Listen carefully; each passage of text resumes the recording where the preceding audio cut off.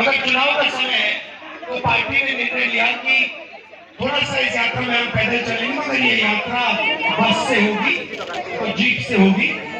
तो आज मैं आपके सामने यहाँ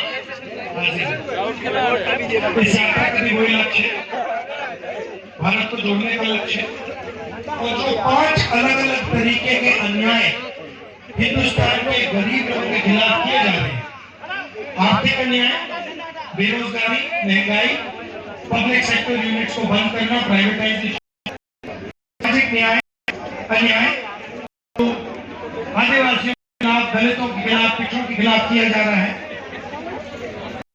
महिलाओं के खिलाफ अन्याय, किसानों के खिलाफ अन्याय, और जो हमारे मजदूर हैं उनके खिलाफ अन्याय जो किया जा रहा है, इसके खिलाफ भी ये यात्रा हमने शुरू की।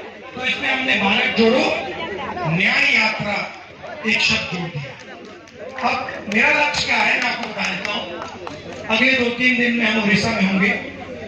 शाम को 15 मिनट ऐसा मेरा भाषण होता है। 7-8 घंटे हम उड़ीसा की जनता की आवाज सुनने आए।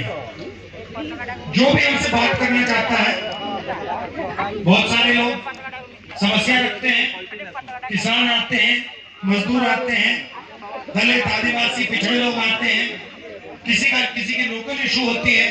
जैसे आज सुबह हम आ रहे थे, किसी के वहां पे जमीन का मामला था, सरकार ने उनकी जमीन छीन ली थी, तो हमने वहां पे उनका मामला सुलझा दिया, ठीक कर दिया। तो हमारी कोशिश रहती है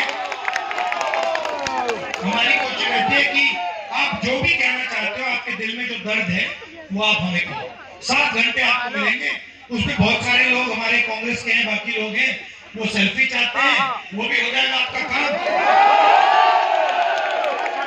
ठीक है।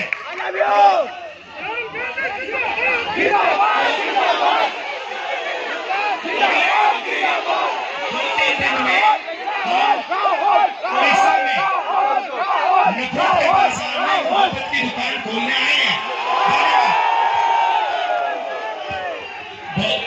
बहुत बहुत धन्यवाद राहुल सर। मैं आप अनुरोध करूंगा हमारे चेयरमैन उड़ीसा के भारत जोड़ो न्याय यात्रा के अध्यक्ष श्री संतोष सिंह सलूजा जी की वो धन्यवाद ज्ञापन करेंगे। आप सब लोग